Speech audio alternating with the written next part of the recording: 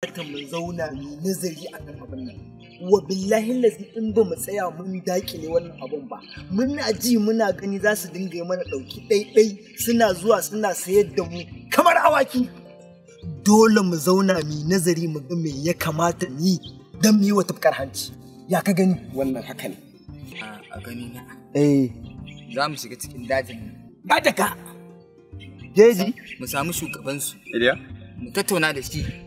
Mu ji menene matsalolinsu. Me suke so kuma ya za a nemo daidaito.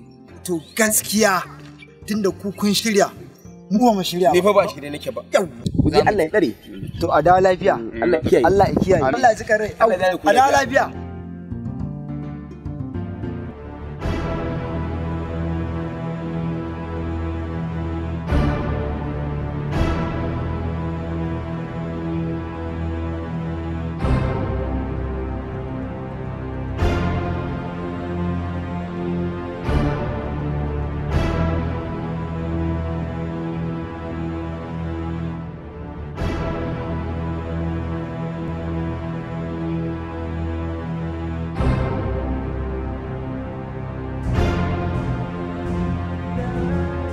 Me ya kawo ku? Fitsari. Zami. Kamarwa. Nan ya yi muku kama da wajen fitsari ne? Allah bai magana gaskiya mun zo da shawara. Yawwa. A matsayin ka na shugaba a cikin waɗannan mutane, nake mu so mu baka shawara. Ko in ce mu baku shawara. Amma kun bani mamaki. Yadda kuke cika baki da na ga kuma yanzu na kun zama mun wasu lusarai. Tunda na ga yanzu kun zo da wani abu wanda ya kamata ku ji daga gare mu. To zan gaya muku dalili. Yana da kyau a ta ɓangaren mu gaya muku me dalilin da ya sa ma muke ta wannan kama ku muke ɗauka ku kamar tsuntsaye. Kuma daman na ji abin da kuke ka tattaunawa kafin ku zo da kuma bayan kun shigo cikin wannan larganawa. Na kalli fuskokinku kuna da buƙatar a yi muku sassauci. Kuma abin da ya sa muke ta wannan al'amura ba komai ba ne illa iyaka. Idan ka koma can shekara 35 baya, za ka ga cewa kakanninmu da iyayenmu sai kawai sai a zo a cinye musu burtali. Ila ba ku san burtali ma'ana ana ce mai labi. Idan na fahimce ka yalla bai wato kuma ba a sarrafa kuke wannan al'amari ba kenan.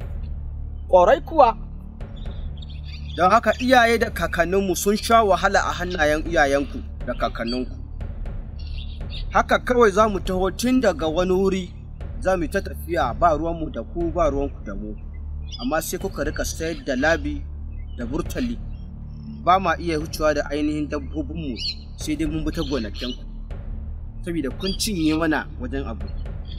Kullum muna ta fada da ku, kuna ganin mu ne ba mu da gaskiya. Haka aka ta kashe mana iyaye da kakanni, to me za mu yi? Ƙarshe ma sai a kama shanayenmu su a girgiba su wani lokacin. Don haka wannan ta sanya mu ga cewa iyayenmu sun taga sun shuɗe. Ba za mu iya zuwa duk wani fulani da yake gefen garuruwanku bi ku ce kuna kashe shi, kuna ce masa yana cinye muku a amfanin gonannakinku. Don haka muka ga cewa yana da kyau mu canja, tunda zamani ya zo mu canja tsari. Tunda kun hana mu kiwo ba burtali ba inda za mu je mu kiwo, sai mu canja kasuwanci mu ɗauko ku mu sayar a ba mu kuɗi. Je mu samu mai ba karanta masa duk abin da wannan bawan Allah ya faɗa. Kaga kenan in an bi ta ɓarawo. Abu ta mabika mai kaya. Kofar mu abuta take, matukar za a zauna a yi masula a yi suna mu ma ba ma da bukata. Ƙasan mu ce, ba haure muka yo ba. Muna da bukatar mu yi abin da ya kamata a zauna lafiya ko ɗaya, ba ma da bukata. Ka ji ba yadda muke sai dai mu zo mu kori mutane a gonakansu, mu gaji gurin mu zauna abin mu. Wannan ba daidai ba muke, amma dai dole ta sa muke saboda ba mu da wani mafita, ba mu da wani abu da za mu yi ya sa ya ba mu dama mu yi abin kai tsaye. Wannan shine.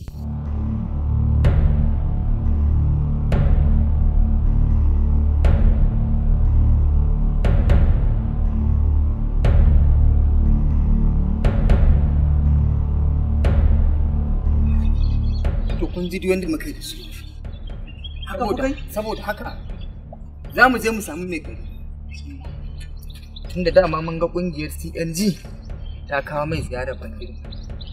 Ƙungiyar CNG sai ta haɗa kai da gwamnati domin yin dama ita wannan kungiya ita ce mai kokarin yaƙi da wannan al'amari mun daƙile wannan rashin tsaro Kaji batu